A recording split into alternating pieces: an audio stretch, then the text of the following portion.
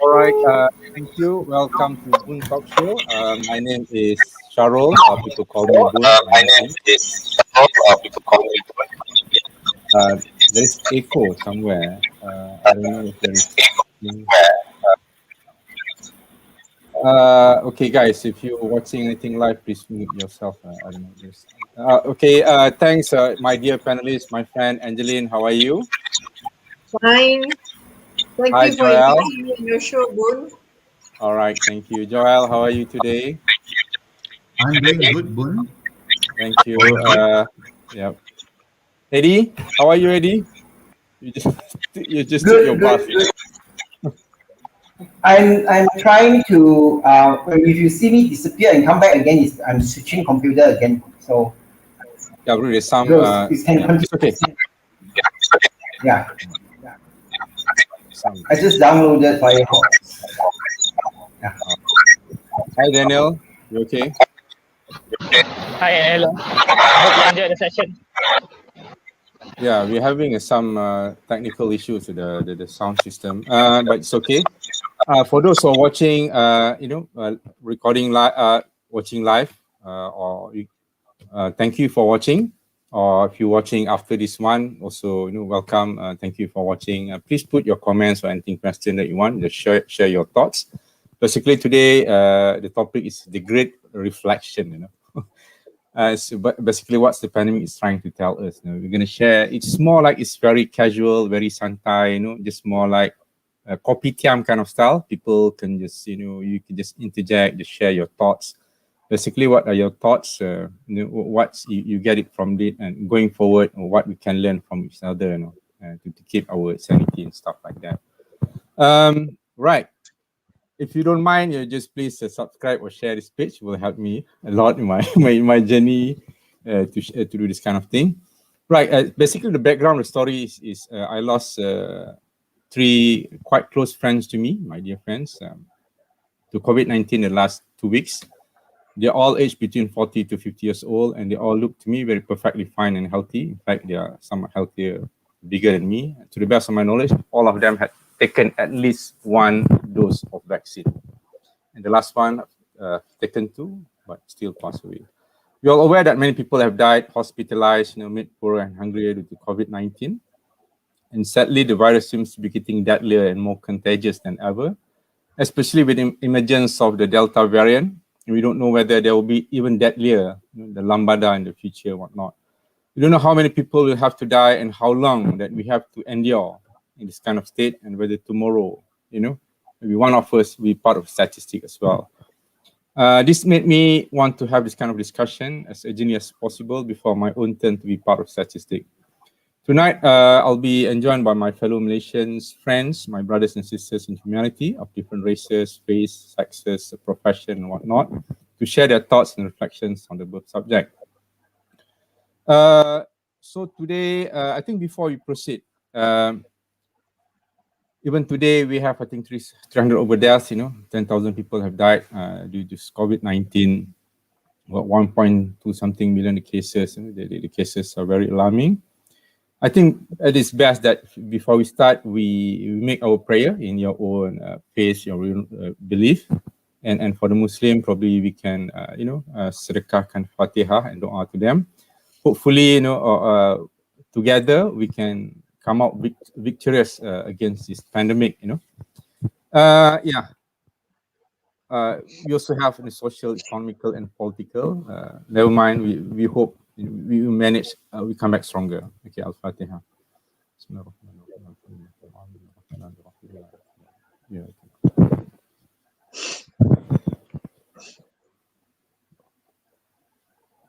All right. Thank you. So we start first. Any one of you want to share? Has anyone of you have lost any people or person that you know close to you over this COVID-19? Any one of you? I mean, don't worry. I mean, if you don't, it's still okay. Or those who watch, you can share your thoughts and everything. It's just that this. So what's your thoughts on this one, Angeline? Well, COVID attacked us. It was totally unexpected. This whole pandemic was totally unexpected. We didn't anticipate this coming. And actually, we were all looking forward to 2020. You know, it was such a nice number. It was a year that we were all looking forward to be good for all of us. Mm-hmm. But then in March 2020, we had the first MCO, and all of us were locked in, and we had to have our lives restricted. And we thought that, oh, maybe it's just a few months and things will be over and we'll get back to normal. But again, we never got back to normal. And now, after a year and a half, we are back in square one. We are back to MCOs again. And it is something that we really don't know how long this will last. And it's terrible. We are at 20,000 deaths now. It's even worse than ever. And every day we are having like 200 over deaths, it's like a plane crashing every day. So it Yeah, is I something saw that that. it was totally unexpected, and we were not expecting this to happen. But we have learned a lot of things from this as well, and we'll get into this later. Yeah. Yeah. Thank you, Angeline, for your sharing. How about Joel? You want to share anything? Yeah. Your thoughts on this issue? Yeah.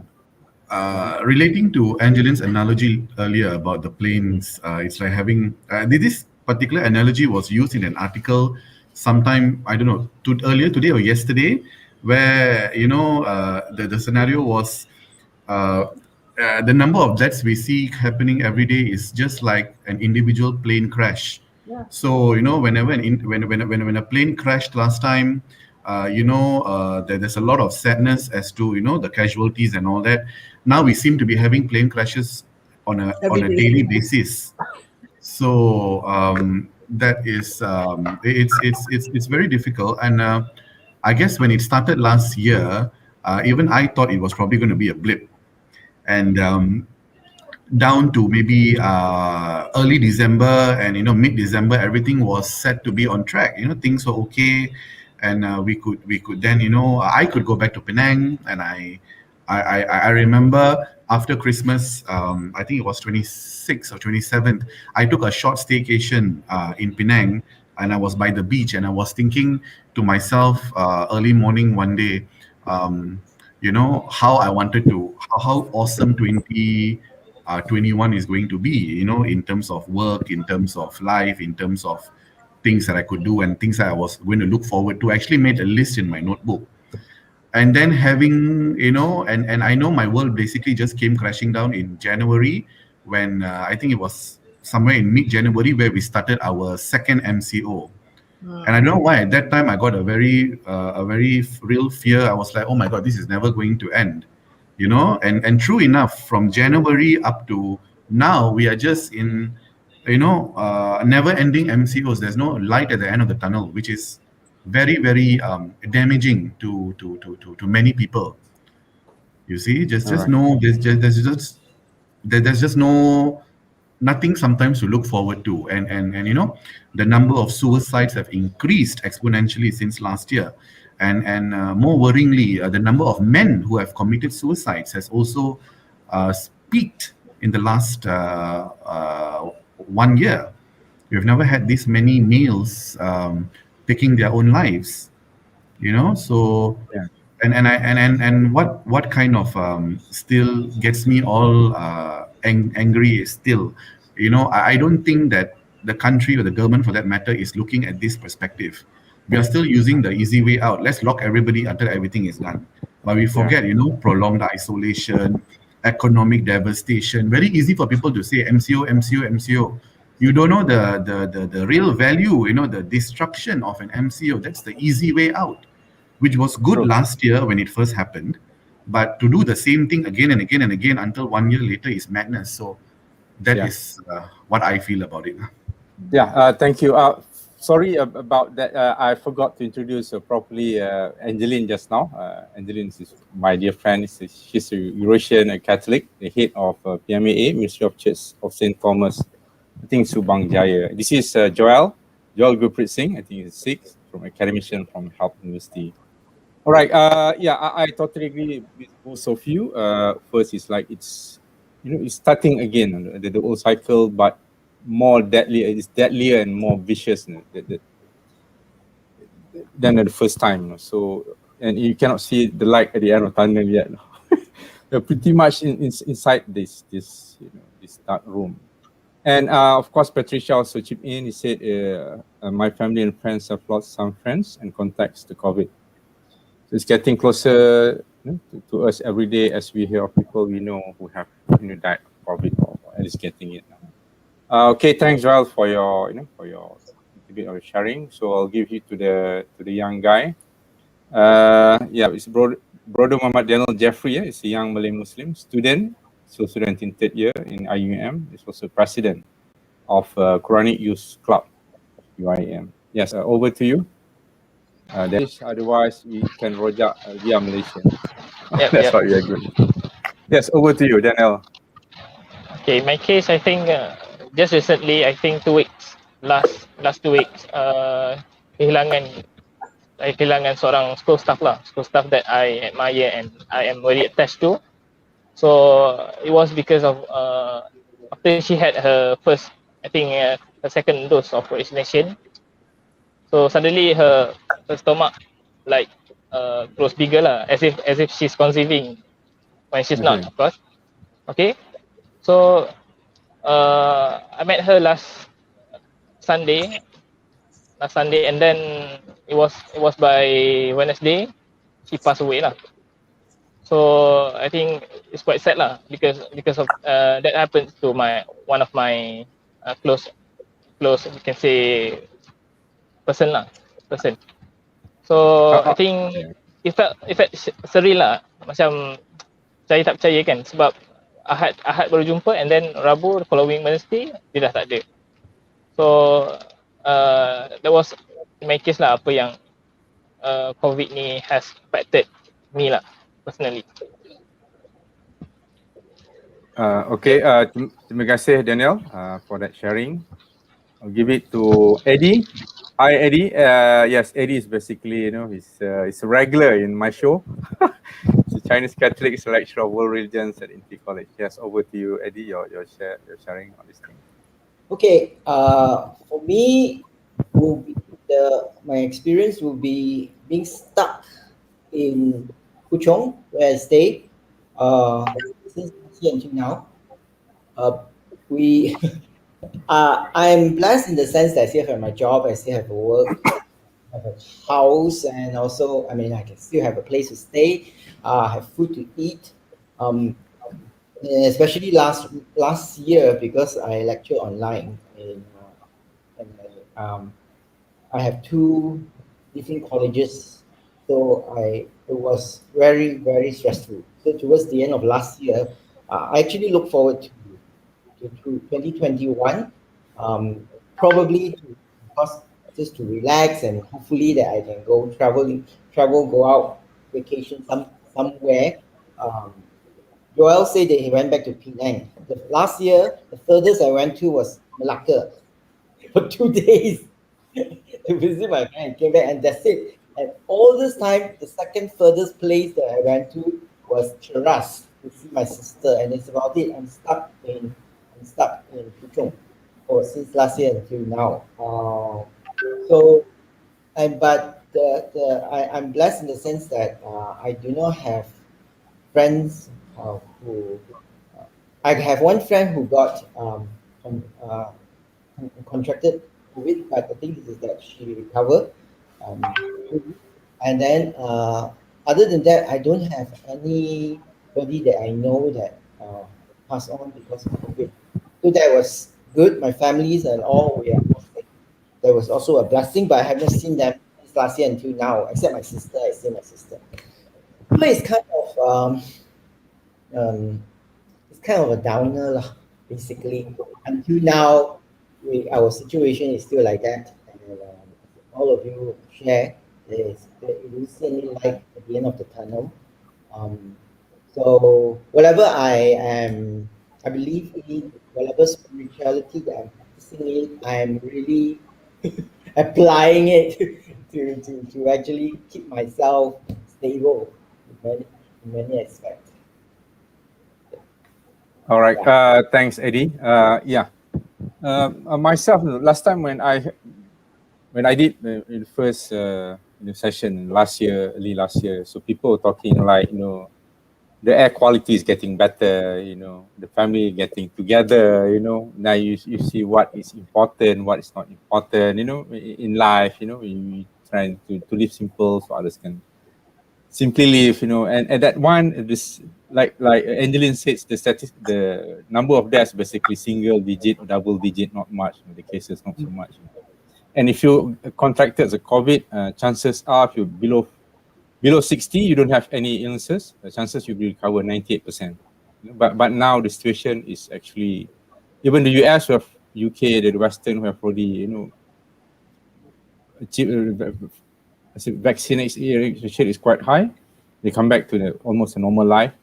But now they're starting to lock down again, due to this Delta variant. So this is the thing what made me thinking, that you start seeing people just like Daniel, somebody just over less than a week, you saw him, and the next thing, over 2-3 days period, go to hospital, and basically that's it. And you have not really, get a chance at least to talk to him. So that's make you, it's so fast. It is so fast. So, so there, you thought of when you get a vaccine.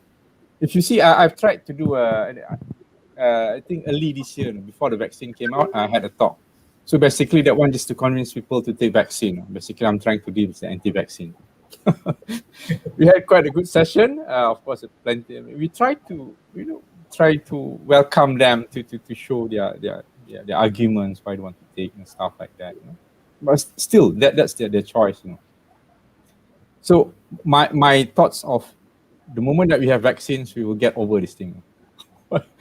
But now it's not, and it seems deadlier. And I think last 2 days I had a session also on. One thing is this losing business on the health side. The second thing is that people actually, they're losing their business, their employment. So some of my friends in the business, they really have to lay off their staff. Like also it comes to, like Joel said, the statistic now, it come out to now 3 suicide per day, for the last 5 months. So that is, to me, really alarming. It's just that what I like about AD said, probably, we look back, there are so many things that we have. I know, I myself, I got job, my wife got job, we got food to eat, we got place to stay, and from there, of course, we try to help as much as possible. I mean, not to brag, even my school van in Datang and pick up my 2 daughters, I still pay them when they take my daughters. I mean, just small amount, but I think they don't have any other incomes. I just paid them. Sometimes because it has been so while, you forget that they exist, that you're supposed to help them in whatever that we can. I just bumped to a friend as well. They're doing that. People, that's I think another beauty that I get is people from all corners, from all sides, that irrespective of race and region, we try to help each other. To me, that's some beauty, at least I see on this scale. You guys, anything that you want to chip in on that before we move on? I think the fear now is even greater than before, because True. now you hear about your own friends, your own friends, your friends' friends, relatives who are affected by the COVID. And before, it was a year ago, say, it was just people in the factories or the immigrants in Malaysia.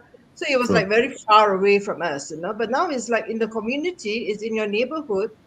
It is just all around you, and everyone is now even more scared to leave the house, to go to anywhere, because you don't know when you can bump into people with the virus, or when, especially now with the Delta variant, it is so mysterious. We don't really know where it is, whether it's airborne or what, and how it's going to affect us. So that is very scary, actually. I agree with with Angeline. The fear is real, and it became even more real for me since last week because my apartment, we have, of course, security guards, and apparently out of the 11 that were tested, 10 tested positive. You see, and to suddenly have it so near, because we are very near the guards on a daily basis. On one hand, we fear in the sense that it's so near nowadays that I've actually stopped going out that often, although I'm vaccinated, but I do not want to then carry this to a child or a person who is not vaccinated, you see. But the other one is also, the how bad you feel for these guards who have come to Malaysia to earn and to send back money, and suddenly they are struck down with this. So it's a very sad thing, I feel. And coming back to Boon's point earlier about businesses, Malaysia is a country that depends. The GDP of our country has a huge percentage contribution by small and medium industries. You see, True. and small and medium industries are not making billions or even millions nowadays. A lot of them are on the verge of hundreds of thousands are expected to actually close down by the end of October. And that is where people don't understand, which is why I'm always I'm not that I'm anti-MCO. It's rather that I feel that people should look at the bigger picture. When these places, when SMEs close, it's not only the bosses who lose their source of income, it's the people who are also working there who lose, and people who are in SMEs, and to a huge extent, they're also from the lower socio-economic background. So the cycle kind of goes, again, and it's very far-reaching, the effects of this, for that matter. True. Actually, yeah, like I said, when was that? I think last Wednesday, I had discussion with REFSA. I don't know whether you know, it's a research for social advancement. I think probably under DAP think tank. We were discussing on this thing. So there is a statement by SME Association, I think president, Datuk Michael Kang, that he made a statement in I think in May, 19 May 2000 this year, and from the survey that he conducted with all his SME members, they predict if if you were to do the PKP 3.0 like we did in the 1.0, basically about almost 40% of the business will close down. I don't know until October whatnot, but now we are 3 months after he made that statement, and probably close to 2 million people will lose their job. So that's the reality. Joel is rightly pointed that our business, our employment, basically from all the small business, employing 1 or 2 people, But that's why I invited a couple of my friends who have business from services, from F&B, from pharmacies. They said they're really in their last leg now. They're living on overdraft. So if of course, government also, we're not US, we cannot be helping too much, What they want is basically just to open the economy, be more like, not simply a blanket MCO, everything, we have to loosen up a bit. We have to, not essential. Everything is essential, some people, even a friend of mine said, you better die of COVID rather than you die not eating, Especially when you have a kids and they don't have anything to eat. You cannot be relying on beras people are going to give you. How long can last, your rent, your everything. So that's the thing. Exactly. We are going towards that, and I'm so blessed. I have many Malaysian friends who be so generous in helping others. Yeah, this is Mimi Shahmi. I don't know. It's yeah, Danny. So this is basically Danny friends. Mimi Shahmi. Yeah, Danny, you wanna talk to your fan? Yeah. I think this is a call for people who have more in terms of wealth. Maybe perhaps those with abundance of wealth can help people who are in need. This is a time where people are really in distress. Okay, they are financially handicapped and all. Until imagine you can think of killing yourself, having suicide, having the thought of suicide, because of the idea that you cannot support your family and all. So I think it's quite profound in the sense that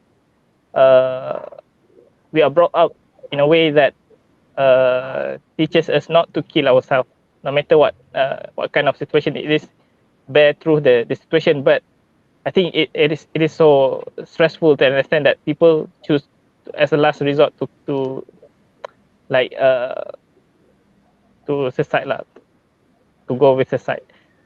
And one more thing I want to add is the fact that I think one question. I think if we bump into people and we have a like goal, so we offer to people right now in the street, we offer goal to people. Of course, people would accept in a right way accept, right? But I reflect a lot on this topic in the sense that Prophet Muhammad prophesied that at the end of time, there will be a time where people who has like owner of wealth in terms of gold offer gold to people, but then people decline because I do not need it. So there will be a time where people need not money.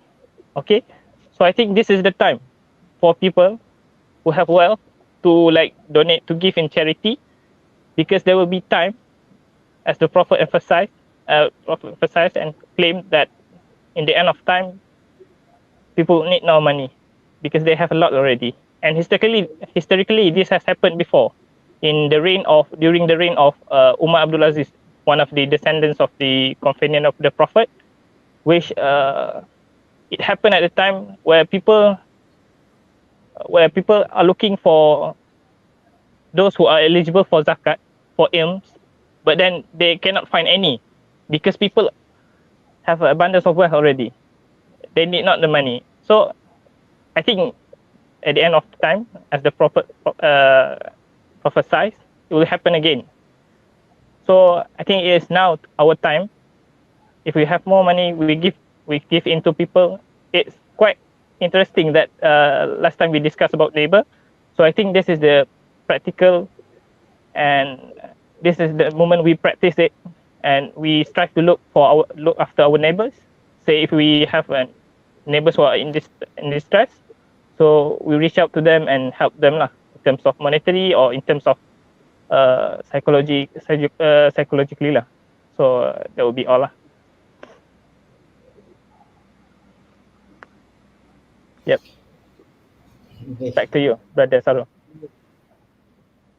Well, talking about close to home, like Joe talk about what do you call that? Security guards. This evening, I just got news from my opposite. I mean, I'm living in an apartment building, direct opposite neighbor. Rumor has it that she's an Indonesian woman, and rumor has it that she got COVID.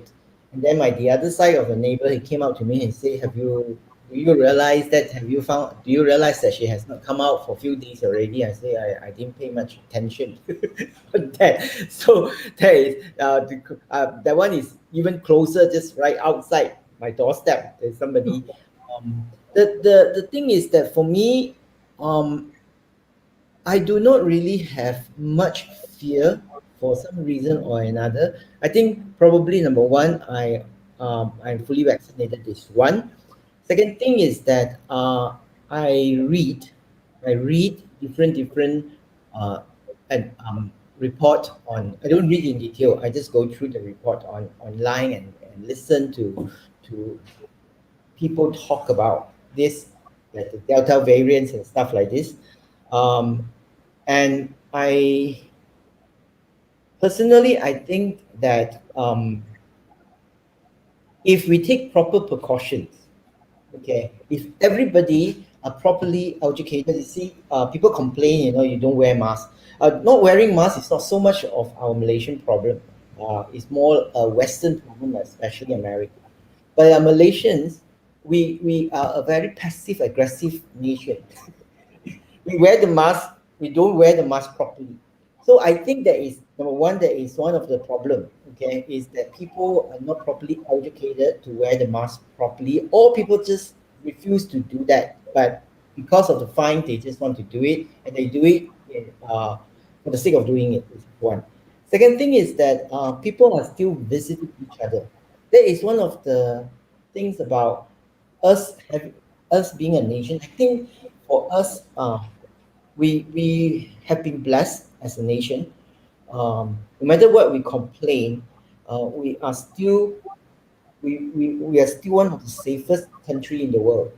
Okay, we may have crime rate and everything, but comparatively, is basically we are very safe, and we always have this you know the attitude can only happen to others, it cannot happen to us. So when you see your relatives and see your friends, you just feel that, oh, they're safe, the kind of thing.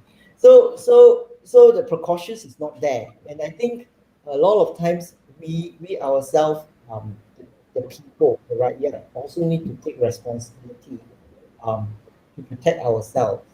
Okay, in that sense. And this whole thing that blow up now is totally out of control. I think we are, as the people in Malaysia, we are also partially to blame because we don't listen. We are I say we are very passive aggressive. The government say do this, we say okay, we do it, but we don't really do it. Okay, in that sense. So I really do not know. I think I believe that nothing is permanent. Everything eventually will change. So the Okay. big question is how long does it take? How long will it take to for this situation to change? That one I cannot Okay. predict. Okay. Thanks, Heidi. So very nice words that he shared. Passive aggressive. You know?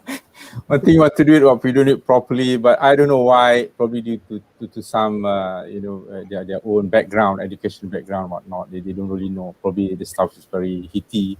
We are working probably in air condition, proper. They outside. That kind of thing probably plays a part as well. But to me personally, I noticed many people now have started wearing double masks, which is I'm not really wear myself, I mean, many people, even though they are working, so that is also the level of, Fear. that they're afraid, because the news is so bad and everyone's, even my place actually, you can say red zone. 12 or 15 families, 3 or 4 people have died, This is within my vicinity.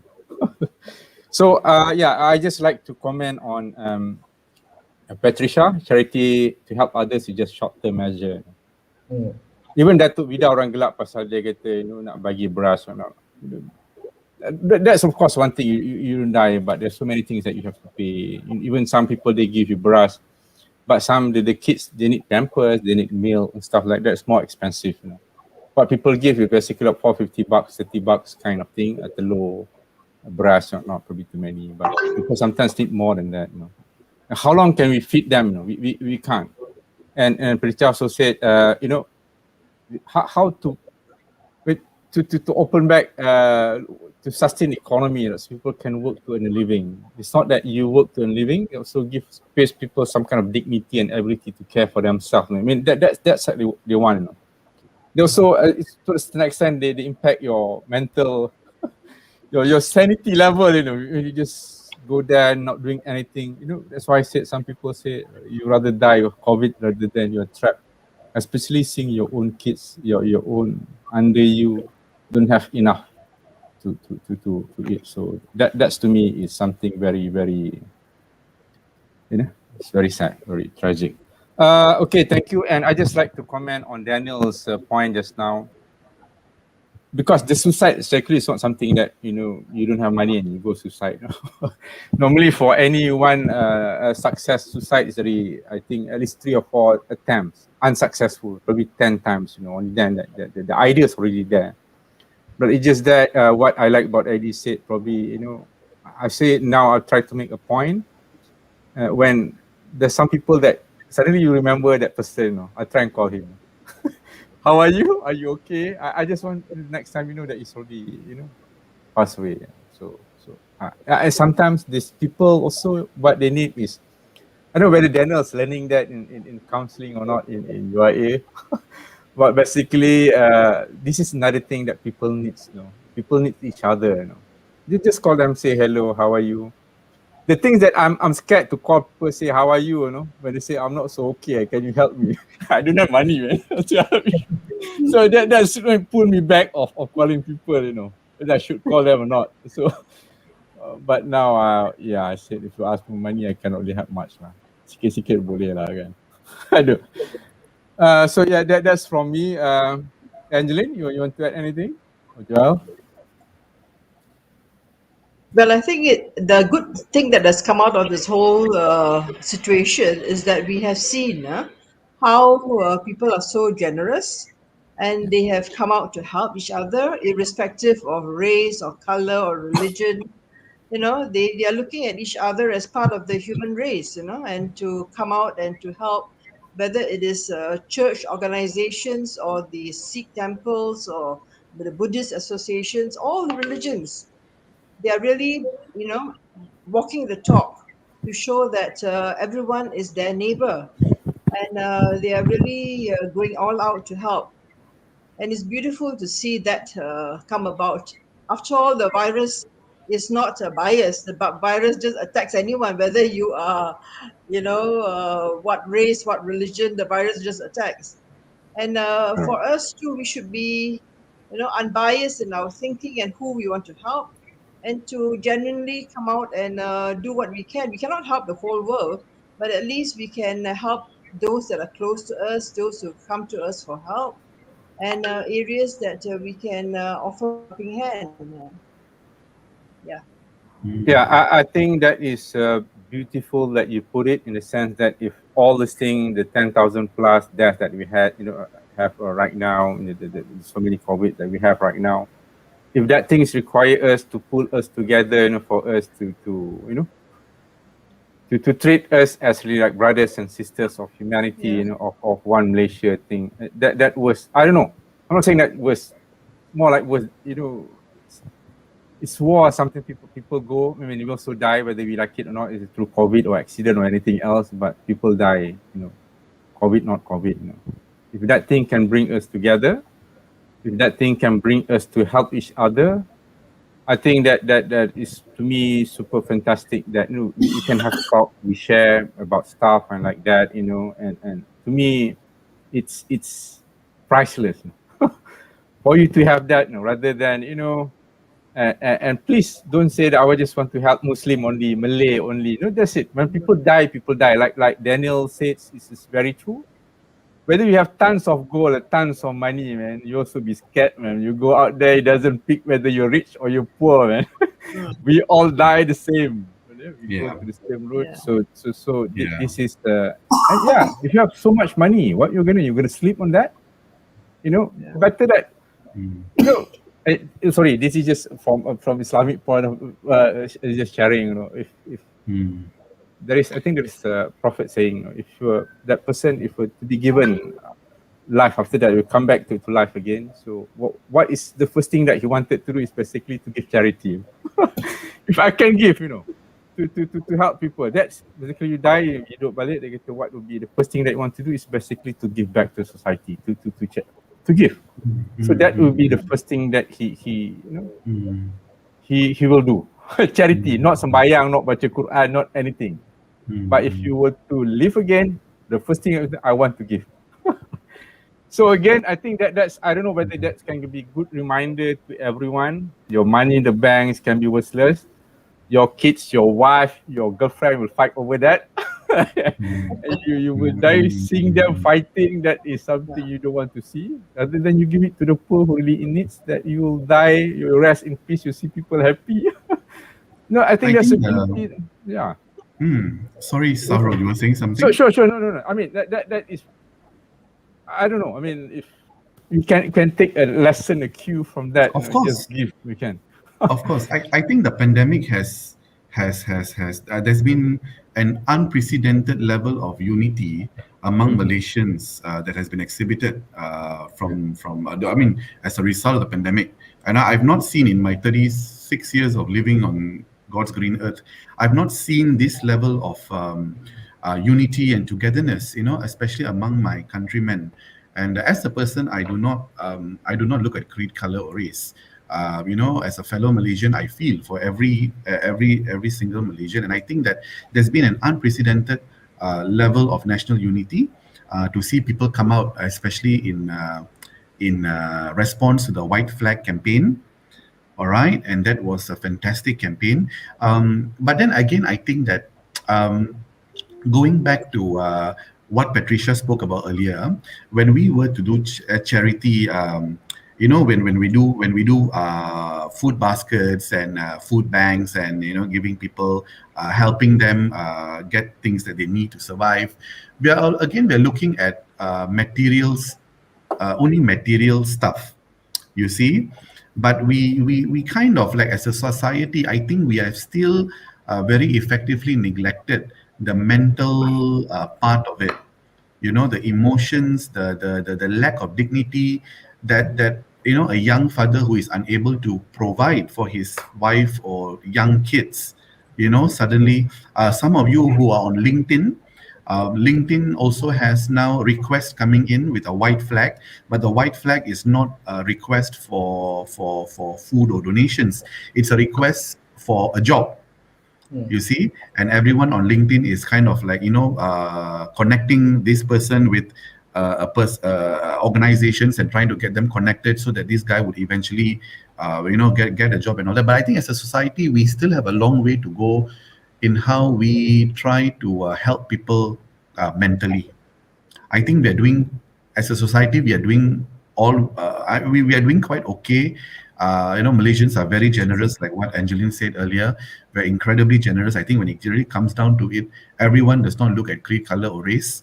But we also need to look at how it's affecting that person or that family from a mental perspective. You might have a job, you might have something that pays the bill every month, but human beings are social animals.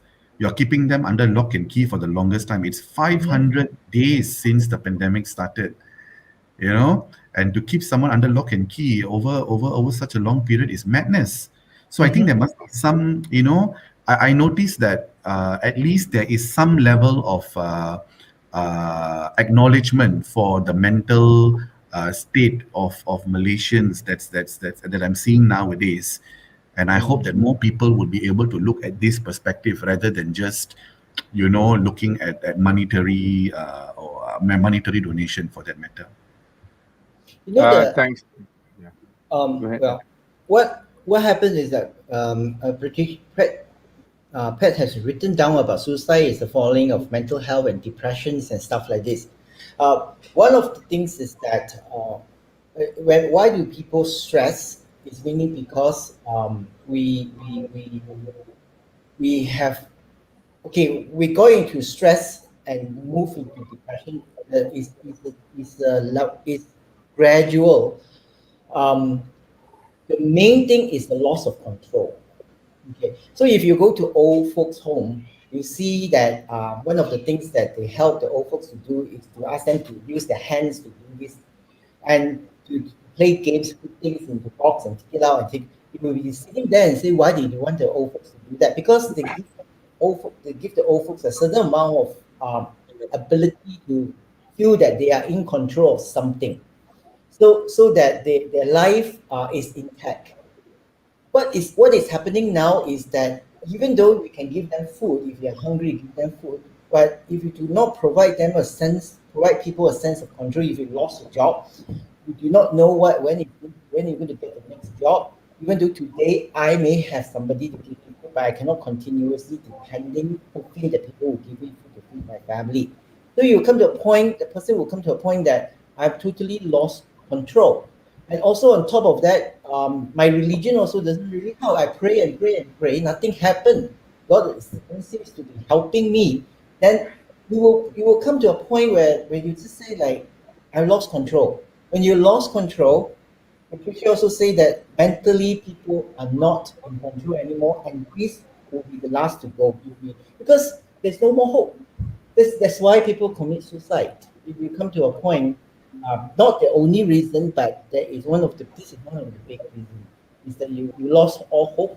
A person totally feel that they have lost control.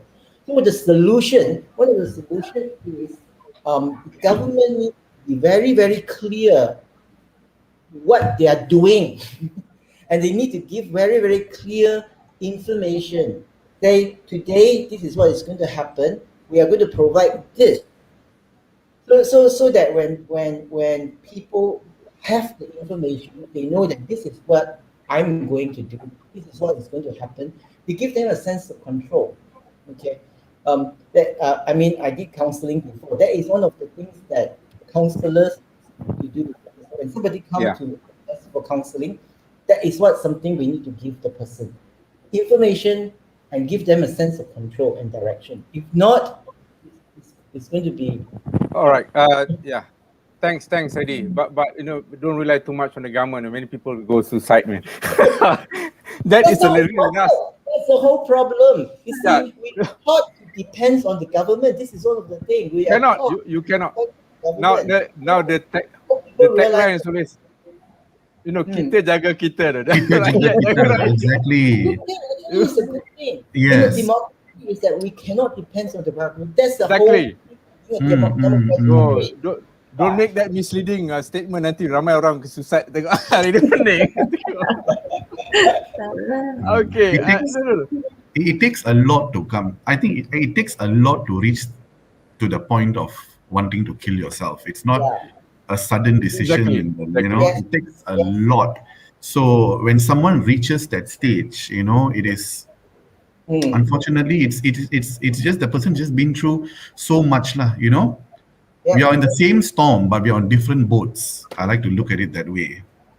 Yeah, I just want to add to the Eddie's one, don't rely on government. Second thing is the next, of course, we can lose our mind sometimes here and there. People all have problems here and there. That is normal, being a human being. Basically, just solving problem. But the point is, the first safety net is basically the crucial one. In Muslim also, it's basically your family members, the next friend. I know, but people should have family. If you don't have family, you create one. You must have family. That is basically your first safety net. That can people need shoulders to cry on, to talk to. So this is important to me. If you know a friend, if you don't know that it's a loner and stuff like that, so this is the time. Just reach out, give a call and stuff like that. You never know. That's the least that you can do. The thing, if you have really, sorry to say if you have a broken family, that is what you really relying. They're also giving you such a mess or headache, and that's why you want to jump. I mean, that is, that's why in Islam also, the family is so important. The family institution that we have to safeguard that. Otherwise, I don't know. I mean, it can be very, I think the Asian culture, the family is very close-knit, very, very good as compared to the West. When I was in UK, as soon as you can get out from the house, that's the best. So like that, just only got one son, At 16 years old, if that one son can live with his girlfriend, whatnot, that's a good for him. That kind of thing. Even the thinking of, sorry to say, some you probably, bila ada baby, the baby kena letak dekat the cribs. Baby hatch. They are saying baby catch or different rooms. That's how they raise their kids. But now they want to be as independent as possible. But now they made a study. Those who basically sleep with their mother lah basically. You boleh bagi susu senang. That is the bondage should be better in their old age. This is what they are missing. That's why sometimes they just call their father, hey Tom and whatnot. They don't have any much of respect. Even my friend, when I was in UK, the last time that he met his parents basically 5 years ago. He only went to go back and see his parents because his younger brother is getting married. Otherwise, he won't go back. So that is the kind of society they're having in UK. So we are a very collectivist society. Our culture is very collectivist in nature. Family and social groups are very important, which is why the pandemic has posed a very grave challenge to Malaysians in general. UK, US, they are very individualistic in nature, as you said. From very young, that's just how they jive.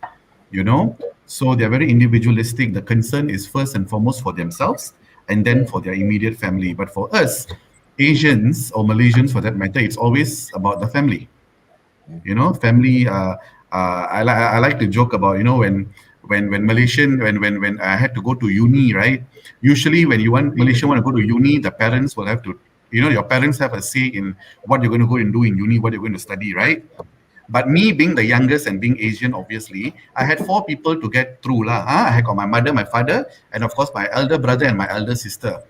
So before I actually graduated, I had four gates to go through before I could actually do anything compared to only parents. So that's a very Asian thing lah. And then when you take this away with this, with the pandemic and the prolonged isolation and so on and so forth, it gets very difficult for a fellow Asian especially to cope.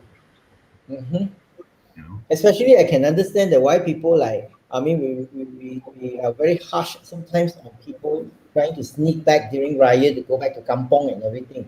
But on another hand, I could also empathize to see that they have not seen they've not seen the parents and the grandparents for a long time. The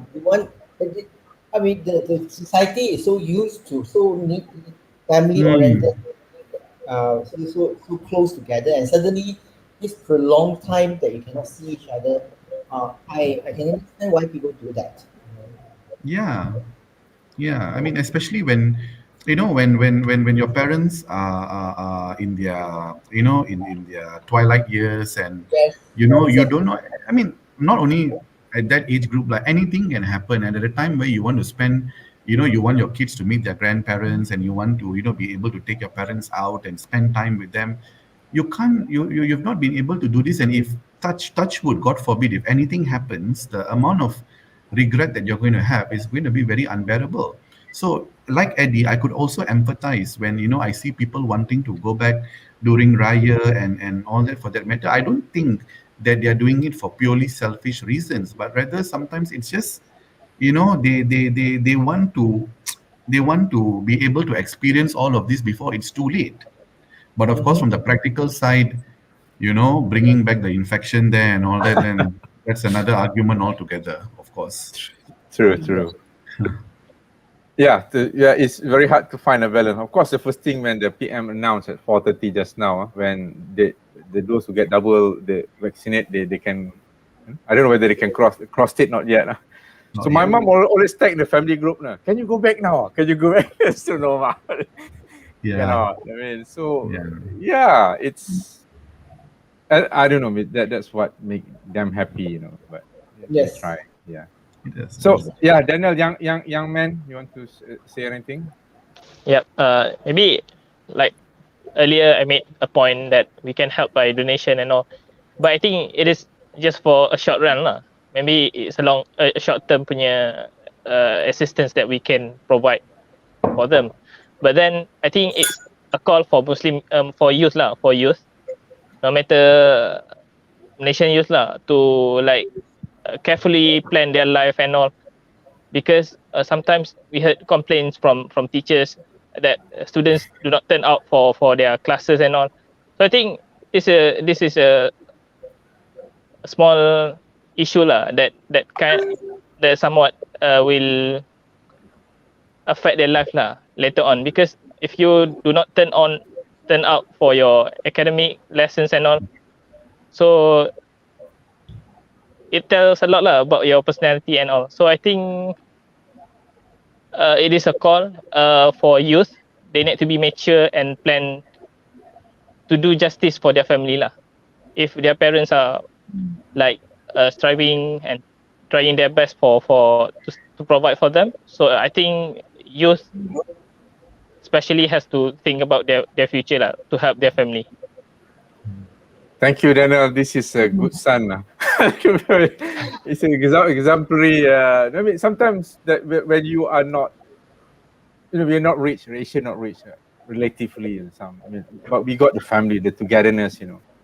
Sometimes you're not rich in material, but you are rich in that kind of bonding and stuff like that. The little that we have, we treasure. Some people they got too much, but they cannot appreciate the stuff that they have. I mean, I believe that in the old days, when I was in UK, I always ask, when was the last time that you are really happy? Many people say about 20 or 30 years ago. Not now. Things are getting, like in the old days when things are hard. But while you at it, it's very stressful. But you looking back, things are very nice back then. Despite the things, I want to play hockey. I have to make my hockey stick from the bamboo. And basically the ball is also from Limau Bali, because we were back pecah, but you looking back, you think back, make you creative. Everything that you want to play, you make it yourself, So that gives you a different dimension of life. I think what you do each now. generation has its own set of challenges. Yeah. Talking about the youth, especially because me and Eddie, I think we deal with the younger generation a lot in the course of our jobs. They are also under a lot of pressure. These are kids, although they are, the millennials and the Gen Z, they are so technologically advanced and all that. This studying online is not something that they are used to. It's new to everyone at every stage of their Yeah. life. And when I started teaching online last year in March, of course, at first it was exciting. Everyone liked staying at home, and living in KL, it was so good to not be stuck on the road or in the MRT and all that. But over many, many months, and especially this year, Eddie, I think you can also, relate to me. I think my students are going through a period where when it used to be when they don't turn up, we'd actually gently admonish them, like how we would do in class, face to face. But now when they don't turn up, we are now given the direction and also we feel it ourselves. We actually get in touch with them separately and inquire, is everything okay? Is everything good? Are you feeling okay? Because it has come to that level where they're just unable to carry on with lessons online. And the sad thing is, it's not their fault. It's not something they actually brought upon themselves. It's just that they are finding it very difficult. This is the age where they're supposed to be out and about, making connections and networking and getting hitched and getting disappointed and whatever not. And here they are stuck at home with their parents, and having to do everything 24/7 with the family. So it's very, very, and just like how people at our age is feeling it, we are feeling the brunt of it. These kids, the 18, 19, 20, 21-year olds, are also feeling a huge brunt of the current pandemic. Yep. Yes. When you are in college years is the most precious for me. My college years is the most precious years in my entire life. Okay, there's a time that I'm old enough to know what to do, what not to do, and also young enough to the kind of things. And going to college is not necessarily just going to class. You go into college, you see friends, you go out and meet up with them, you go out and then also dating games and stuff like this. How are you going to date? Line. You are in class. I mean, if you want to date somebody, you usually go to college, you see somebody you like, and they say, this person, and then you make contact and everything. But now everybody is online, and the cameras usually you turn off because if you turn on the camera, everything is going to slow down. And then things, how are they going to happen? And also going to college at 18, and then with 2 more years, then you go back to college. It's a very different type, in 2 years. 18-year-old and a 20-year-old are very different. The mindset, So I really felt for this. Yeah. That's why I said Daniel is extraordinary. I know it's very hard. I got even couple of teachers. Their own kids. They cannot manage to go to go to class, online class. My wife also teacher lecturer. You got 4 or 5 kids. Managing them also is a big challenge. What do you expect those parents who are very busy, daily workers and stuff like that, without a proper gadget, internet lines? Yes. It's even harder, Plus, Joel is basically nagging parents. That's probably the teenage one, but it's a challenge. It's a new challenge. It is Right. We are 1 hour. I think probably we have talked basically it's quite enough on this pandemic. Probably going forward, basically, one thing that I like, it seems that people like to talk about suicide, mental health. Probably we can do a session that happiness and mental health later on. Yeah, I was thinking of doing that as well. Probably getting create awareness. Yes, very yeah. important. I just want to know what, as a society, that we can play a part in helping these kind of people. I was really thinking of putting a banner. You got problem, just call us. Before if you go to befrienders and whatnot. Okay. Yeah. So how do you find solace in this tr- you know trials, Angeline? I think, I think as we are talking about mental stress and the stresses, different levels of human beings go through, from children to adults and all that. It is something that I was just imagining. Parents too would go through a lot of stress in terms of having to cope with their children at home and not at school. At least when the children were at school, they could have time off for themselves. But with the children at home is also stress for the parents as well. Yeah, and it is very difficult, I guess. Just like children, I mean, every child wants to have a birthday party, but then now with all these lockdowns, they can't understand why they can't have their friends over to celebrate their birthdays with them. Yeah? And that is also very stressful for them. Yeah. Yeah. Yeah. I don't know. But I'm staying in landed property is quite okay. Some people living in a PPR and in a flat is quite cramped, especially when they have many kids. I don't know how they manage that. I'm truly I can't really I cannot really digest that. I'm so Yeah. grateful that I live in landed property. I can go out and walk, stuff like that. I So think yeah. that answers the first the question you have posed, Boon, on what the pandemic is trying to tell us. I think Yeah. one of the first things that it's taught us so far is to stop, to take stock of where you are, to go back to, because before March 2020, most of us were on the rat race, work, holiday, get married, have children, da, da, da, da. It was happening at an unprecedented speed, everybody was in their own world, Q now, we are all stuck at home, we are stuck with our thoughts. And I feel that the first thing that a pandemic is trying to tell us is, at least a silver lining, is to just hold on, step back, take stock of your blessings, what you have and what the others may not have, and how you could then share some of this with those who are unfortunate, either monetarily or through even just mental support. I think that's the first thing that the pandemic is trying to tell us. It's basically stopped us in our race and forced us to take a back seat, evaluate our priorities in life, making a lot of us more compassionate, for that matter. I think this is one of the things that is taught us so far. Yeah. Thanks, Joel.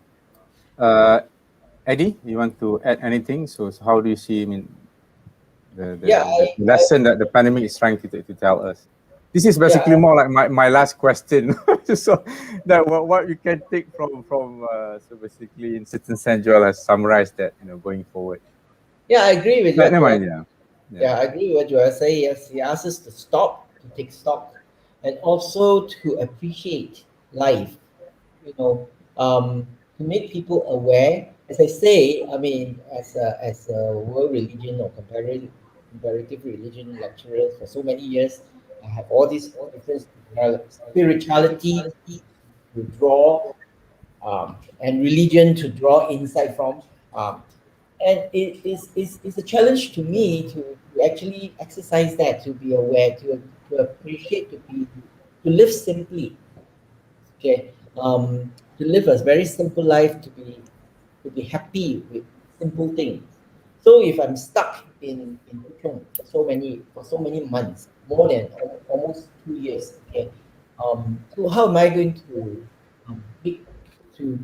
draw happiness out of it? To be happy with just where I'm stuck with, how I stuck in, what the place where I'm just stuck in, and help me to remember to realize that we have taken a lot of things for granted. Our family, our jobs, our friends, and the ability to travel, things like that, and help us.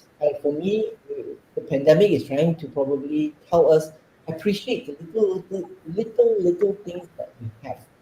Okay, so if I cannot travel outside Puchong, but I still can drive my car to go shopping, to buy food, I still have need to walk, I still got internet. I need to know how to appreciate that, the kind of things. Hopefully, after this whole thing, one of the things I really pray and hope will happen is that Malaysians will start to appreciate life more instead of complaining.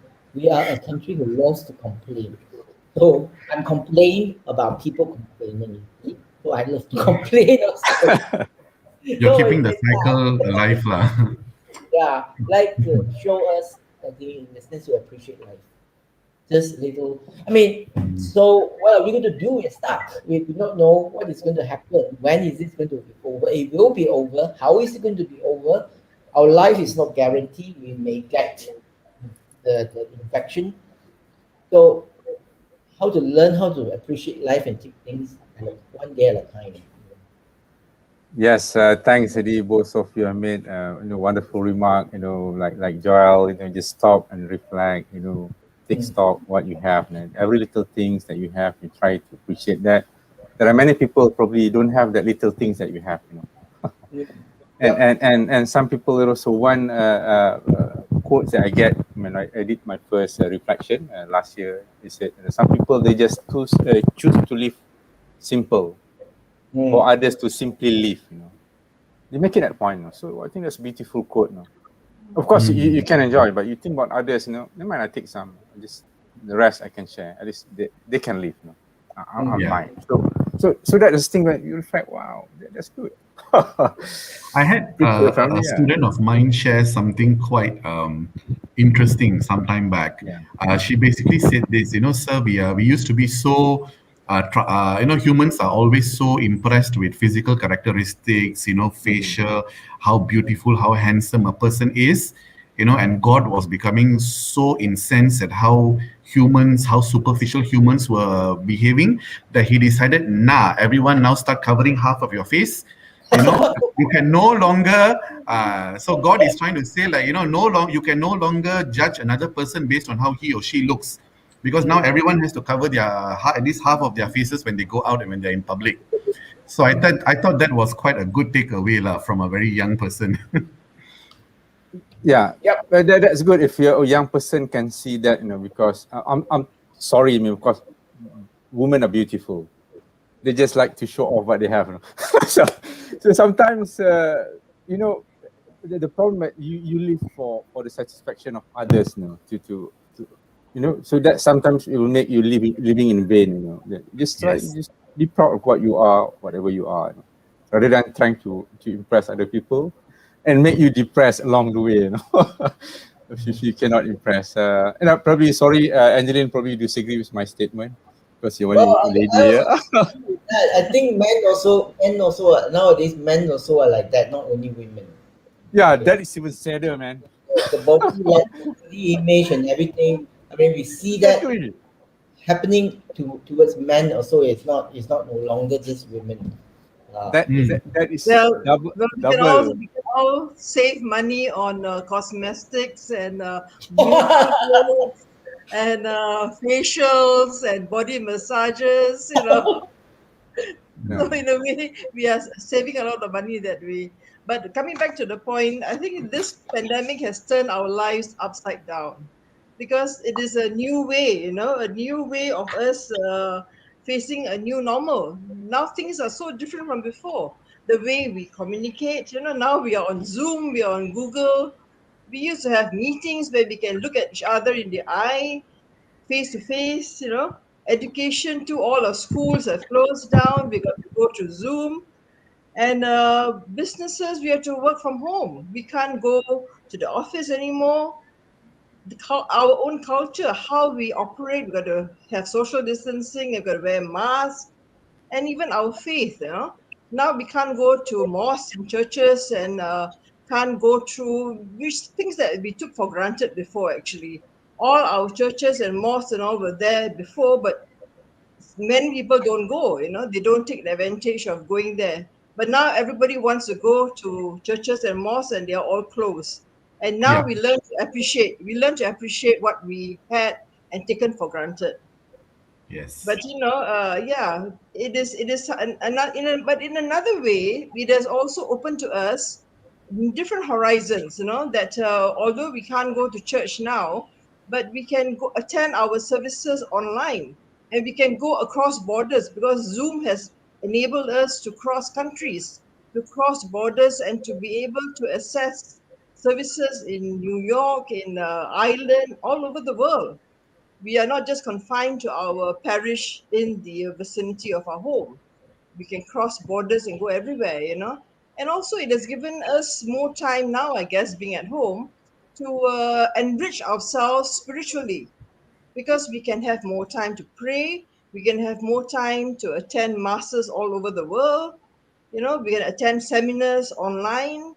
And I think the world has adapted very well and very fast to the new way of living, this new world order that we have now. Everyone has been able to adapt, even the young and the old, that we've been able to adapt ourselves and to fit in and to move with the times. I think that's great. That is some of the good things that has come out of it also. Yeah, thanks, Angeline, for that. Very wonderful thoughts. I really think when initially last year they said about new norms, I thought the new norms for short while, 4, 5, 6 months. Now it's like permanent norm, man. Yeah. The things have really changed the way it is, man. The best I can get, I see your face on Zoom. But sometimes that's also a luxury. Like no, I used you try to call many people using video call. Last time you just want to see him minum teh tarik, which is you cannot see. How many people can you see? But nowadays you can see people all over the world. But myself personally, I can do this thing, which is what I want to do basically in life and stuff like that. It's make me happier in that sense. So my life actually it tends to be better off in certain sense. Even though I miss meeting people, seeing people, but we were too busy then. If I were in a normal time, I cannot do this thing. There's so many meetings, there's so many things to attend, you cannot. But now I just have myself and what I want to do in life. So basically I choose to do this thing then, and I'm pretty happier than when I was before this pandemic, at least on my side. Actually, Before, yeah. if you look at just very quickly, we look at the Sure. time of different pandemics in history.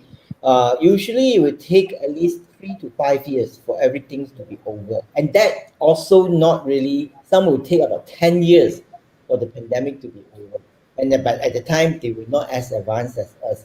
So for me, we just need to prepare ourselves that it may go on until next year for these things to be totally under control.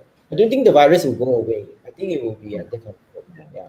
It's already No. endemic. It's no longer a pandemic. Yeah. Yeah. It's among all of us. Yes. Yep. Yeah, that is. I'm afraid to use that word endemic. Why? I don't know whether it's still technically correct. Or people are still debating on that, but it seems that we're going towards endemic now, and this is very severe endemic. Yes, Brother Daniel, probably want to say something to that. Of your thoughts, what is the pandemic trying to tell us on this basis?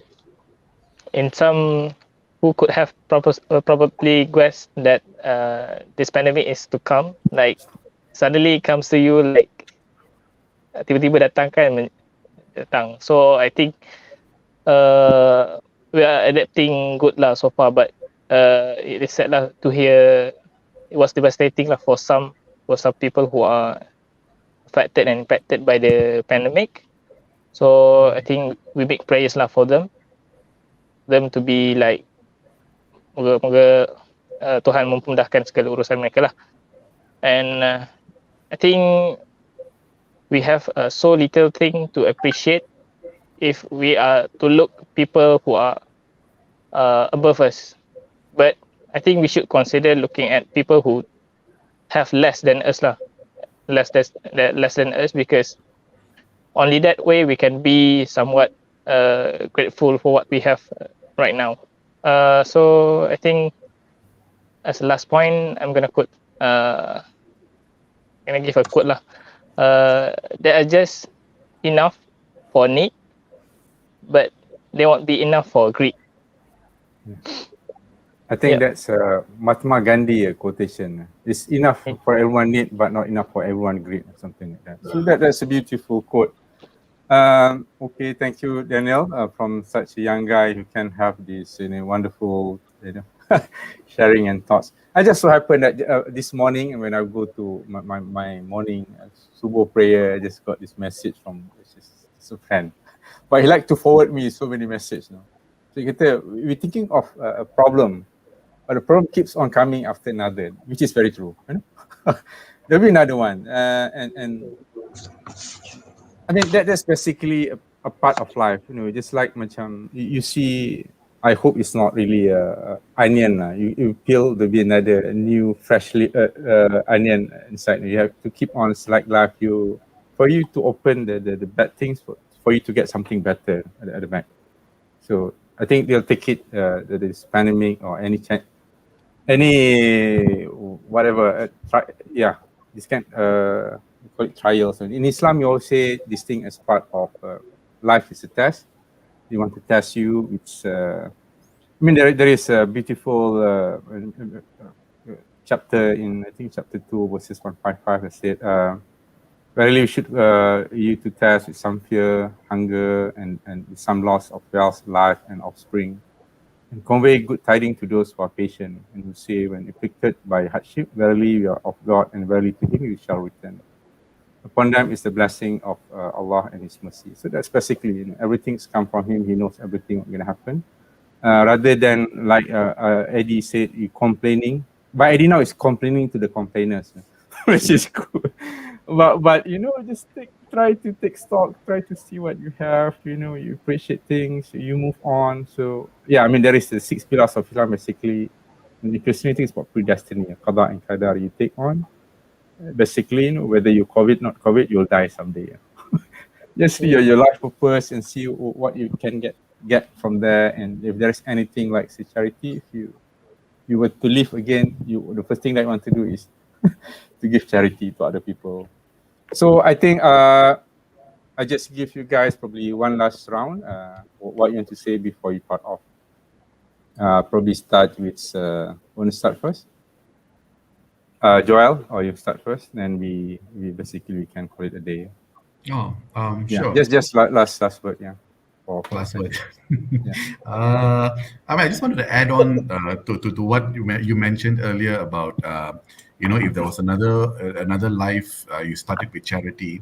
I like this particular quote from Ustaz Abid Liu. Whenever he does acts of charity, he always ends his post with a prayer. A prayer to God, saying that may something along the lines of may any pahala that I get go towards my parents. Okay. And I think that's a very beautiful thing, especially for us Asians, because we are very family oriented.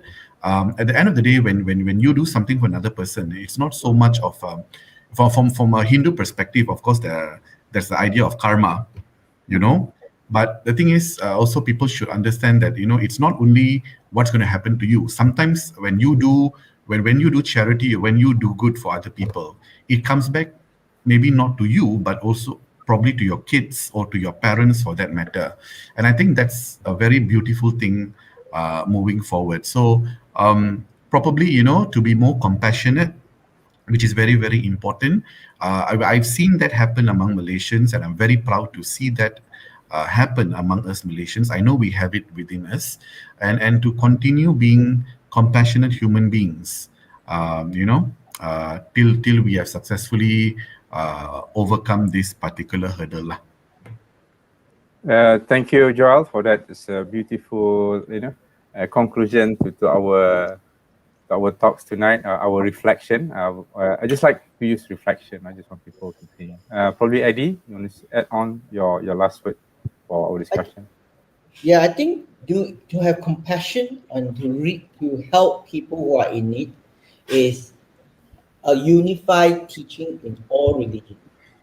Okay, and if that's the case, I mean, you cannot go to any religion, and the religion will say, that, "Oh no, we don't teach helping the poor, helping the people in need, and to be compassion." No, that is actually the most important teaching in all religions.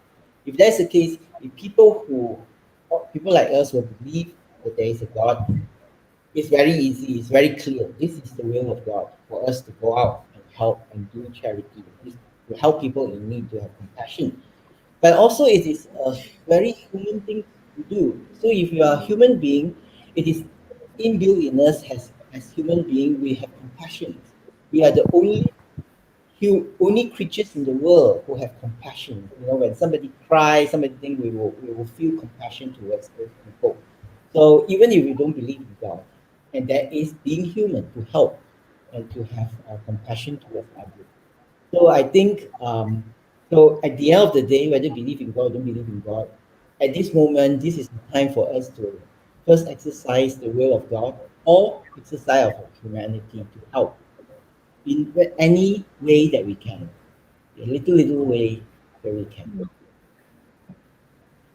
All right, thanks, Eddie. I know that's equally beautiful. I mean, the thing is, I like you guys because I want part of it. I said knowledge, sharing knowledge for Boon Talk Show. The second is basically sharing inspiration and for us to inspire more people to have that always charity in mind. I mean, that's how we can move forward together and Yeah. victorious in this battle.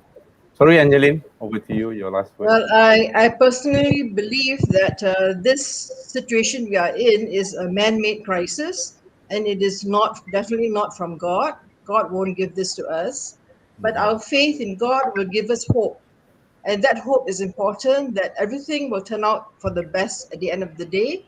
That it will come to an end, and life will get back to normal again. Not as normal as before, maybe, but things will look brighter for the future. That is the hope we have. That's it. Thank you. Everyone needs some kind of hope.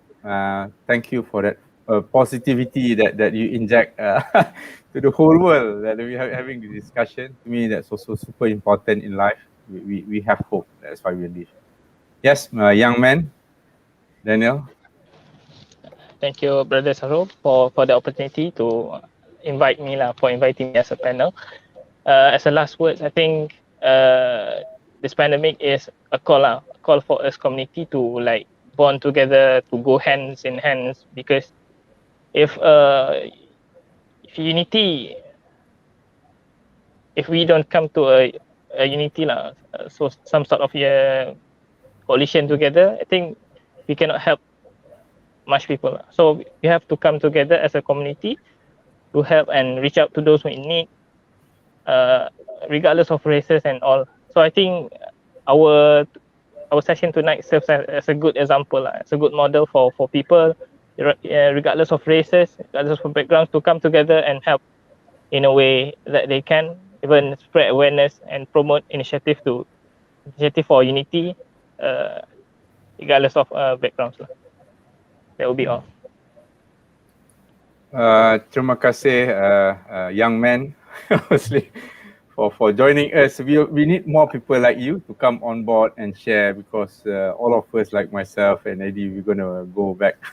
So you're gonna succeed in doing and promote this kind of, like I said, if this pandemic that can bring us together, if this pandemic can bring out the charity in all of us, can see us beyond races and creeds and whatnot.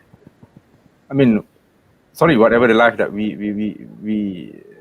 lost, I think is kind of worth it in certain sense. I mean, we pray all our prayers for them. May have their soul, rest in peace and whatnot. We'll be joining them sooner or later, for whatever reason.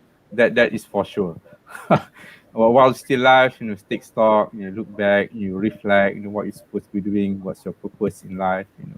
If there is any one purpose that all of us can suggest is, help each other and love each other. With that, I thank you guys very much, and peace.